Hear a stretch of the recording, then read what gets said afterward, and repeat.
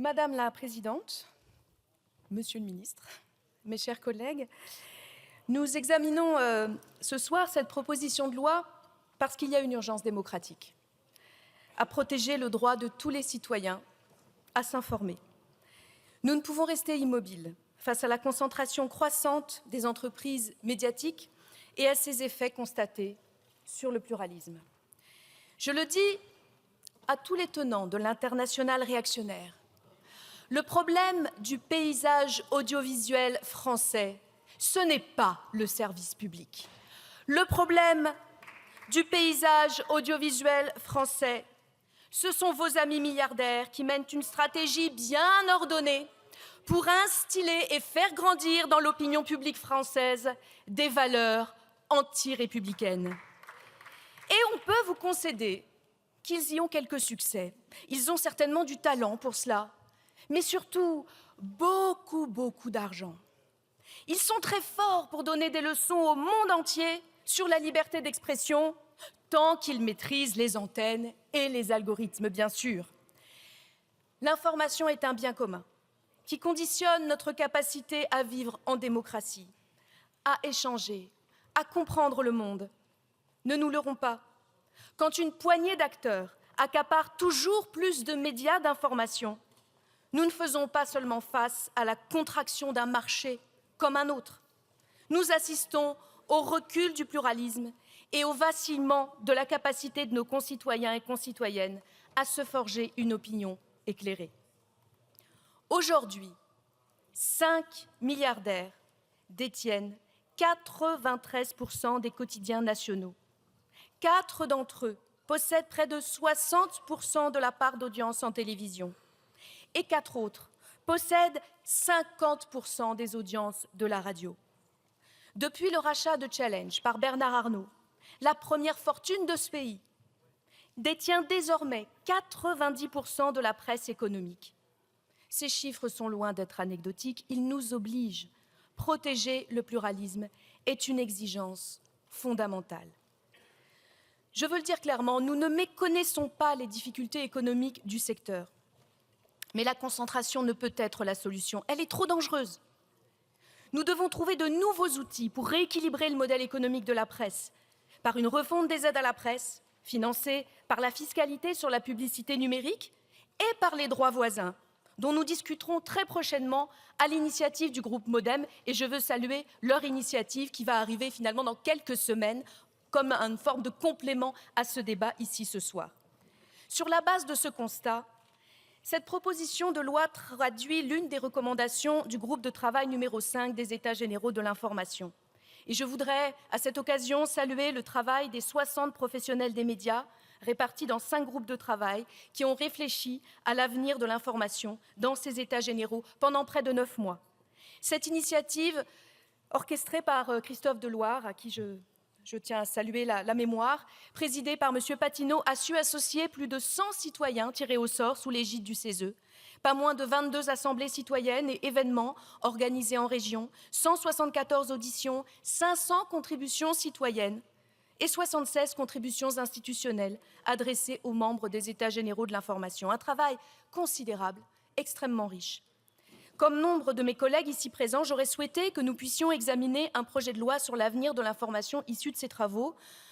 Dans l'attente d'un tel texte, Madame la Ministre, dont on nous parle sans cesse et dont nous souhaiterions d'ailleurs avoir les ébauches afin de mener un travail en concertation, nous, parlementaires, nous prenons nos responsabilités, c'est tout le sens de ce texte. Les règles qui sont censées protéger le pluralisme datent d'un autre âge. Celles-ci sont héritées de la loi Léotard. Elles ont été conçues pour un paysage médiatique cloisonné, presse écrite d'un côté, radio de l'autre, télévision encore à part, où le web n'était pas esquissé encore. 40 ans après, le modèle économique des médias a subi de profonds bouleversements. Les usages sont drastiquement différents. Les entreprises misent sur des médias 360 et investissent l'ensemble des supports de diffusion. Les Français s'informent majoritairement sur Internet. Et dans le cas de la presse écrite, un journal de référence comme Le Monde a désormais 8 fois plus d'abonnés sur Internet qu'en version papier. Nos plus jeunes concitoyens utilisent les réseaux sociaux comme première source d'information. Or, l'écho de telles publications numériques n'est aujourd'hui pas pris en compte dans le calcul de l'audience. Les seuils actuels n'estiment pas le réel pouvoir d'influence. Cette proposition de loi touche aux 2 volets de l'encadrement des concentrations dans le secteur des médias. Elle rénove le dispositif sectoriel anti-concentration conduit par l'Arcom et aménage le mécanisme de droit commun conduit par l'autorité de la concurrence aux spécificités des médias d'information. Afin de répondre à l'évolution du paysage médiatique et d'appréhender l'influence réelle des médias, nous remplaçons les règles obsolètes par un seuil transversal unique mesurant la part d'influence d'une entreprise éditrice de médias d'information. Ce seuil sera fondé sur l'audience cumulée et prendra en compte la diversité des supports de diffusion, le pluralisme interne et les synergies éditoriales. Le dispositif renforce également la coopération des autorités régulatrices dans le cadre du contrôle de droit commun des opérations de concentration. Celui-ci sera toujours exercé par l'autorité de la concurrence qui tiendra compte d'un avis motivé et public de l'Arcom afin d'intégrer les conséquences potentielles d'une acquisition sur le pluralisme en plus du contrôle économique. L'Arcom devra prendre en compte plusieurs critères pour établir son avis, dont la part d'influence des médias concernés par l'opération de concentration.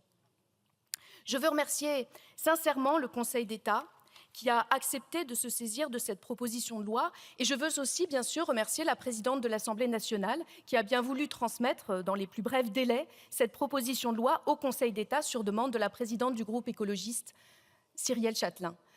C'est important d'avoir pour notre Parlement, pour l'initiative parlementaire, l'appui du Conseil d'État, et je voudrais vraiment saluer ce travail partenarial qui a été mené pour améliorer ce texte, car dans un dialogue extrêmement constructif, extrêmement riche, le Conseil d'État a soulevé un certain nombre de difficultés constitutionnelles et nous avons su trouver ensemble de nouvelles voies afin de faire en sorte que le calcul de ce seuil d'influence aboutisse sur un dispositif intelligent et proportionné. Intelligent parce qu'il mesure les seuils d'audience au regard de ce que sont les médias aujourd'hui et proportionné parce qu'après l'établissement de ce contrôle, pour voir si ce seuil a été dépassé, c'est un processus de dialogue et de travail en commun avec l'éditeur concerné pour voir quelles sont les mesures à prendre afin de garantir le pluralisme et l'indépendance des rédactions. Si jamais les éditeurs ne prennent pas les mesures, alors il peut y avoir sanction, bien évidemment. Mais ce travail doit être mené conjointement, car nous connaissons les difficultés économiques du secteur de la presse, nous connaissons aussi la capacité que peut avoir un dialogue construit, mais ne nous leurrons pas. Ne nous leurrons pas. Et le nombre d'injonctions restées sans réponse d'un certain nombre de chaînes de télévision qui, malgré sanctions sur sanctions, continuent à entraver le pluralisme, à entraver l'indépendance de la rédaction n'est pas acceptable. Aussi, il faut que ce processus puisse aboutir à des sanctions, s'il le faut, pour protéger notre démocratie, pour protéger la construction d'une opinion éclairée pour chaque citoyen et citoyenne. C'est donc l'enjeu de ce texte, un dispositif proportionné qui répond aux grands enjeux de notre temps, c'est-à-dire l'intégration d'Internet dans nos modalités de régulation. Oui, le secteur de l'information est un secteur spécifique car il touche au plus profond des besoins démocratiques. C'est la raison de ce texte et je souhaite vivement que nous puissions l'examiner et l'adopter d'ici la fin de cette niche parlementaire. Je vous remercie.